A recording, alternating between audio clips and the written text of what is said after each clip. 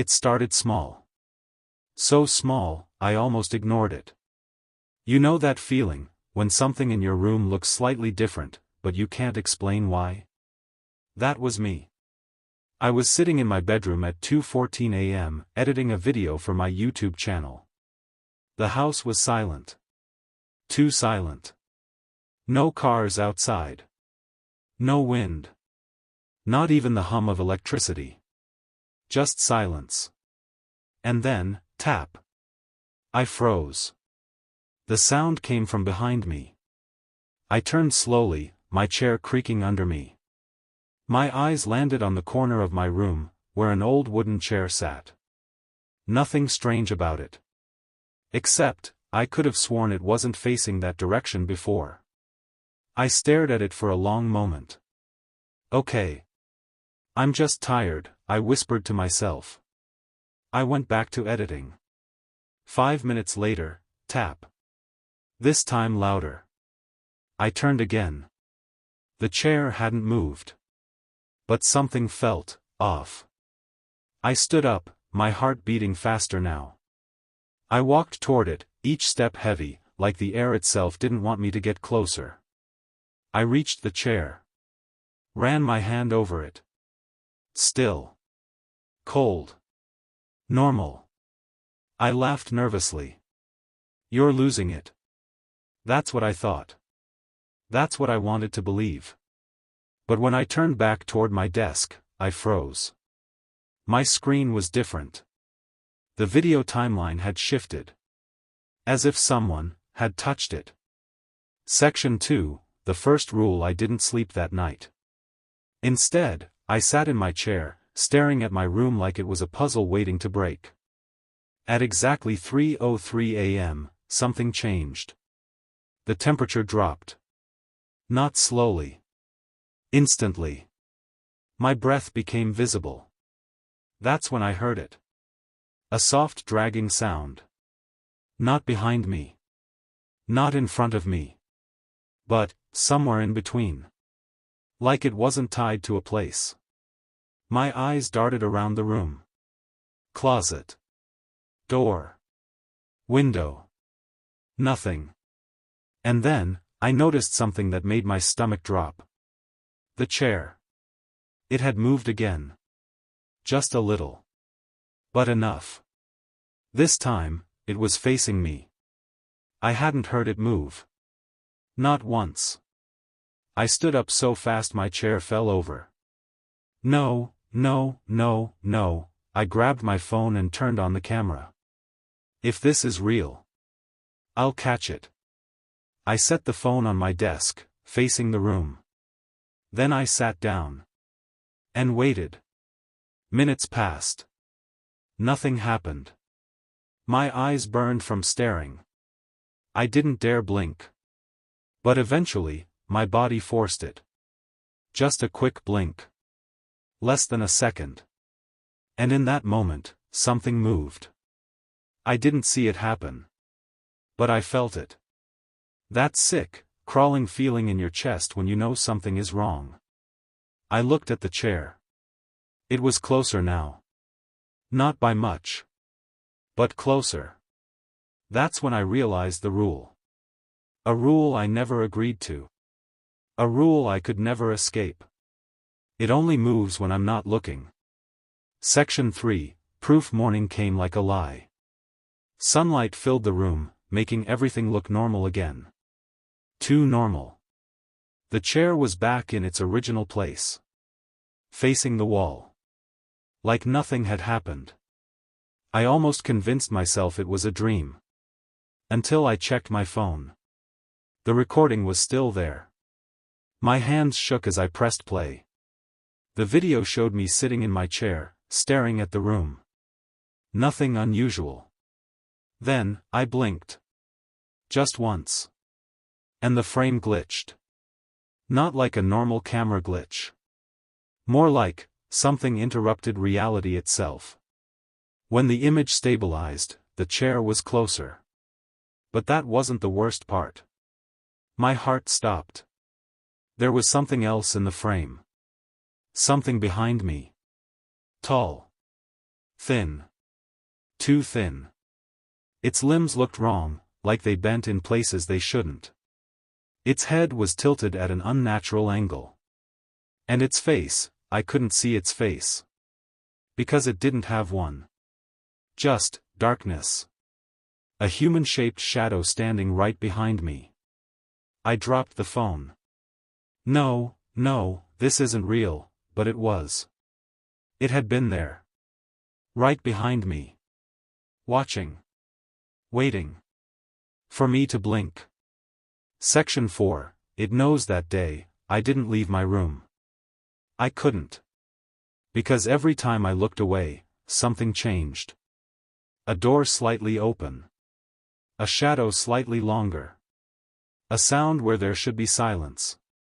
By evening, I understood something even worse than the rule. It wasn't random. It wasn't just moving. It was getting closer. And then, at exactly 3:03 a.m. again, my lights went out. Complete darkness swallowed the room. I grabbed my phone, turning on the flashlight. The beam cut through the black, and landed on the chair. Right in front of me. Impossible. It had been across the room. My breath stopped. And then I heard it. Right next to my ear. A whisper. So quiet. So close. Don't blink. I didn't blink. I couldn't. Not after what it whispered. Don't blink, those words kept echoing in my head like a warning, or a command. My eyes burned. Tears streamed down my face, but I forced them open. The flashlight on my phone trembled in my hand as I slowly turned in place, trying to catch it, whatever it was. Show yourself, I whispered. Nothing. Just the chair. Always the chair. But I knew better now. It wasn't the chair. The chair was just a marker. A distraction. A way for it to move without being seen. I needed proof. More proof. So I did something stupid. Something I still regret. I set up 3 cameras.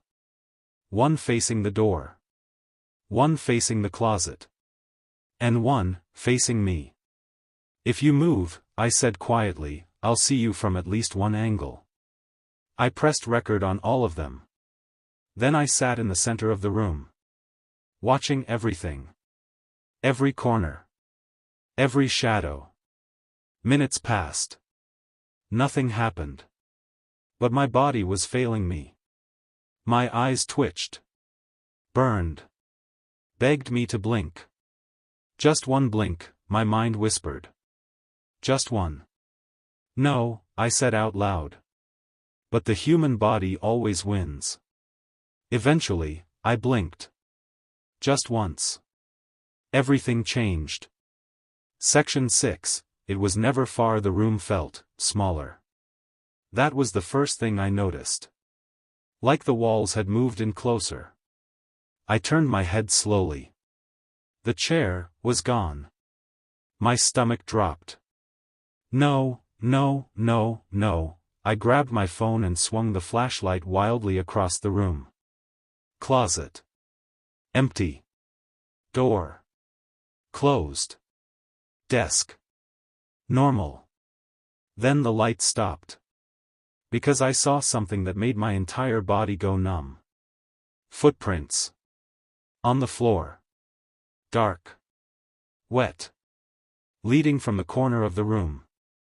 Straight to me. And stopping right in front of my chair. My breathing turned shallow. Please don't be behind me, I didn't want to turn around. I couldn't. But I had to. Slowly. Very slowly. I turned my head. And for a split second, I saw it. Right behind me. So close I could feel its presence pressing into my back. Tall. Twisted. Its arms were too long, hanging almost to the floor. Its head leaned forward unnaturally, like it was trying to look into my face, and again. No features. Just darkness. I screamed and jumped forward, spinning around fully, but it was gone.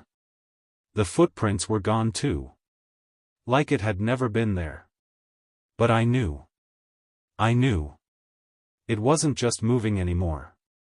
It was waiting for me. Section 7, the footage. My hands shook as I picked up the cameras. If this is real, it's on video. I checked the first camera. Nothing. Just me sitting there, staring. Then I blinked, the video skipped. And suddenly, I was leaning forward slightly. Like something had pushed me. Okay, I whispered. Next one, second camera. This one faced the closet. At first, nothing. Then the moment I blinked, the closet door creaked open. Not slowly. Not naturally. It just was open. Like time had been cut out. And inside, darkness. Thicker than normal darkness. Like it was alive. I dropped that camera. No, my heart pounded as I grabbed the third one. The one facing me. I don't want to see this, but I pressed play anyway. The video showed me sitting in the center of the room. Watching everything. Then, I blinked. And this time, there was no glitch. No skip. No cut. Because the camera caught it. Perfectly. Right behind me, it appeared. Not moving into frame. Not walking. Just suddenly, there. Its head slowly tilted. Like it was curious. Like it was studying me. Then something happened that made my blood run cold. It leaned. Closer. Closer to my face. And then, it smiled. Not with a mouth. But the darkness where its face should be, stretched. As if something inside it was happy. And then, the worst part. It turned its head. And looked directly into the camera. Section 8, you're not safe. I threw the phone across the room. I'm done. I'm done.